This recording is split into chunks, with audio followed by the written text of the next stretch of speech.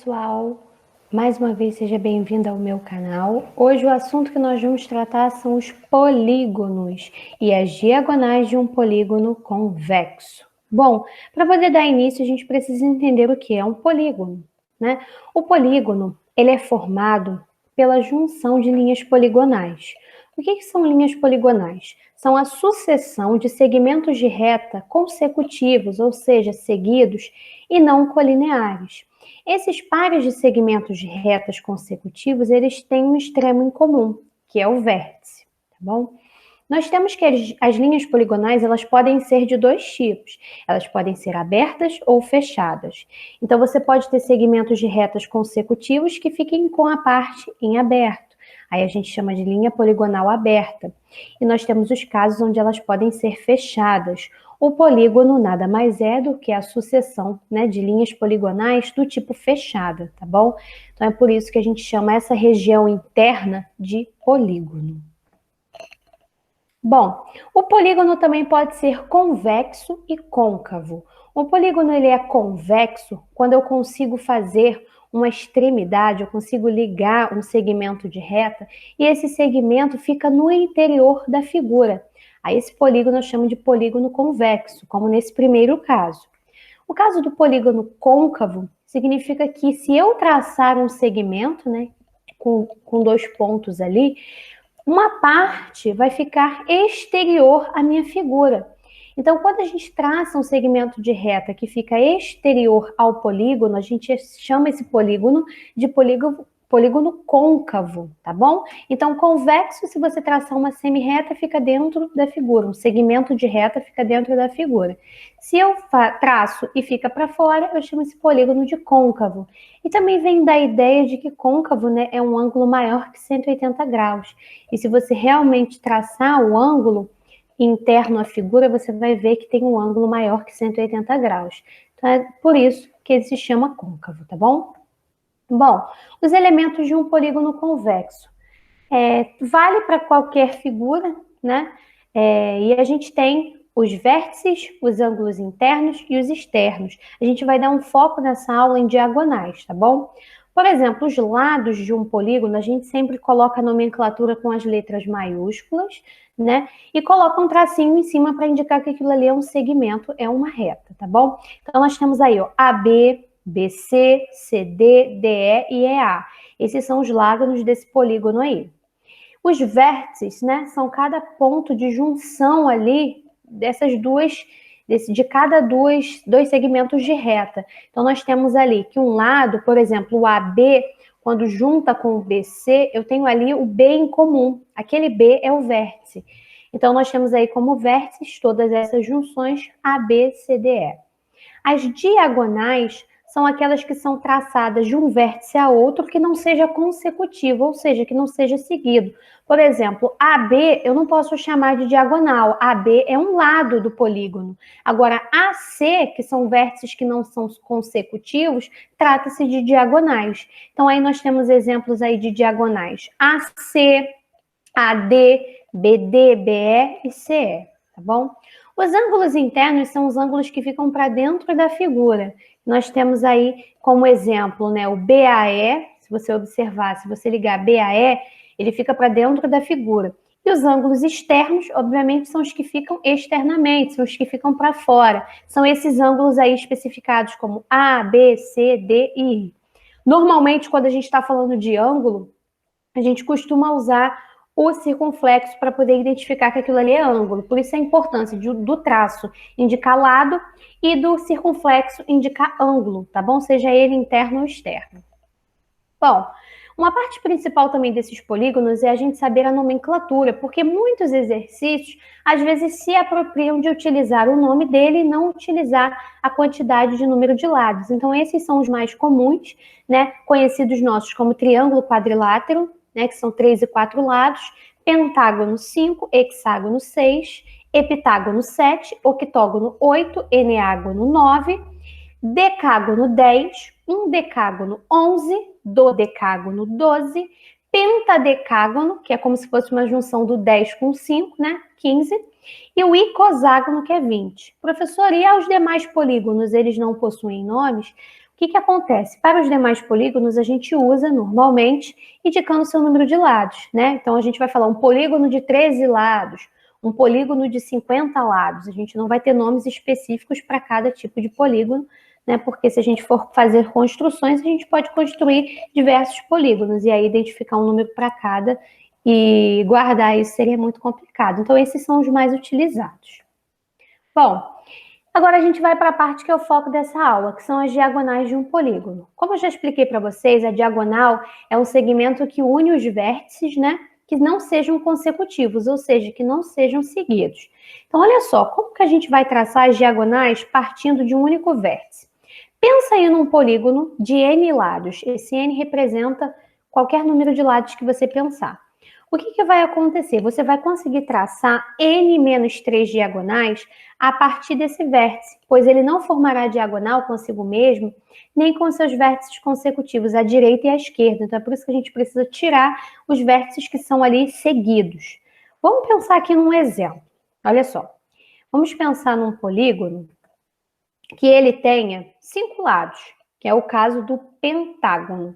Bom, se você for desenhar um pentágono e traçar as diagonais, o que você consegue observar?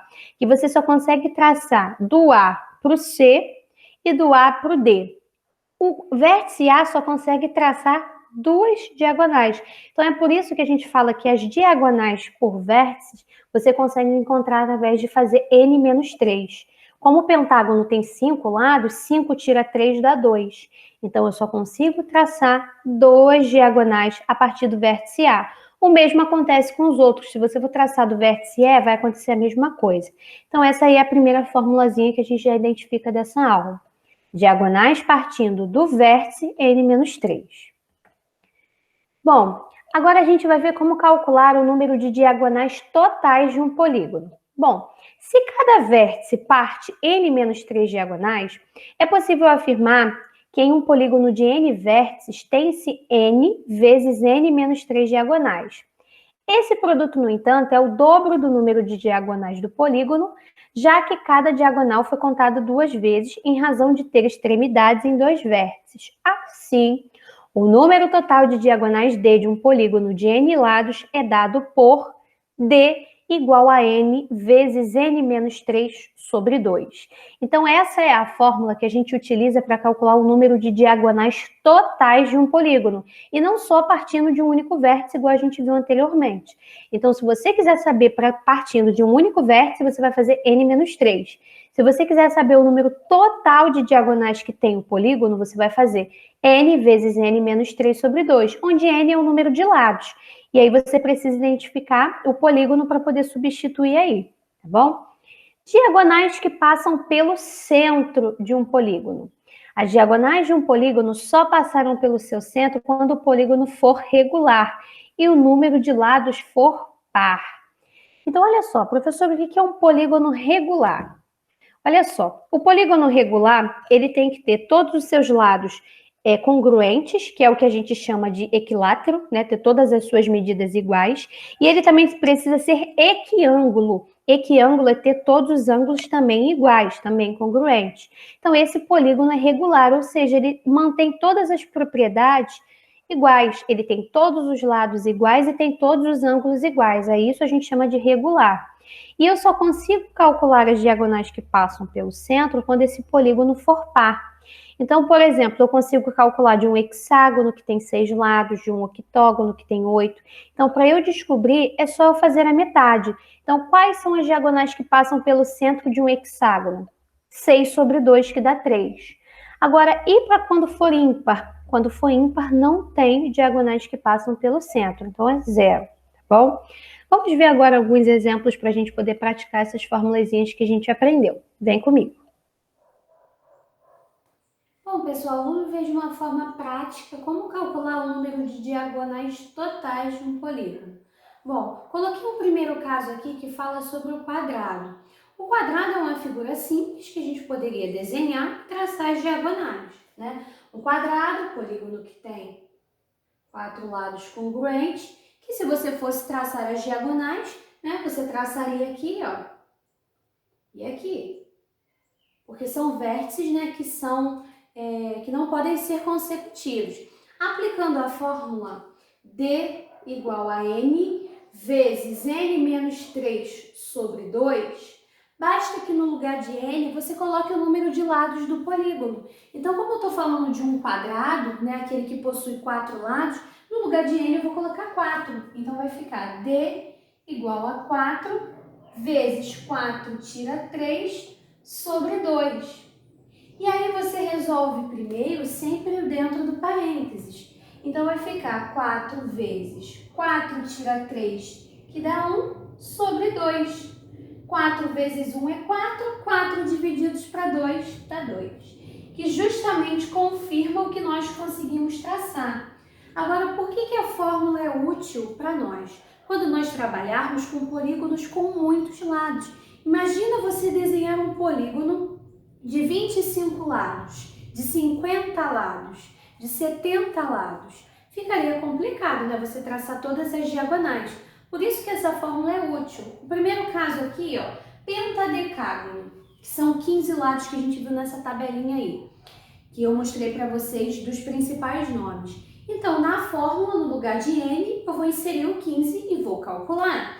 Então, vai ficar D é igual a 15 vezes 15 tira 3 sobre 2. Resolvo parênteses primeiro. 15 tira 3, que dá 12. E divido por 2. Uma dica para vocês. Em vez de você calcular 15 vezes 12, que dá 180, e você dividir por 2, que dá 90, você pode fazer o seguinte, você pode usar a simplificação. Eu posso fazer essa divisão aqui, ó, 12 divididos por 2, que dá 6, e esse resultado multiplicar por aquele 15 ali, ó. 15 vezes 6. Esse 6 saiu do resultado dessa divisão. E aí, 15 vezes 6, que dá 90. Então, você pode estar usando também as estratégias de simplificação dentro dessa fórmula. Professora, eu não gosto, eu prefiro multiplicar e no final dividir. Beleza, tá certo da mesma maneira. Você faz da maneira como você achar que você entende melhor. Mas simplificar muitas vezes faz a multiplicação depois ficar menor e você consegue resolver de forma mais rápida, tá bom? Bom, esse foi o vídeo de hoje. Espero que vocês tenham gostado. Não esqueçam de se inscrever e comentar, tá bom? Beijo e até a próxima aula.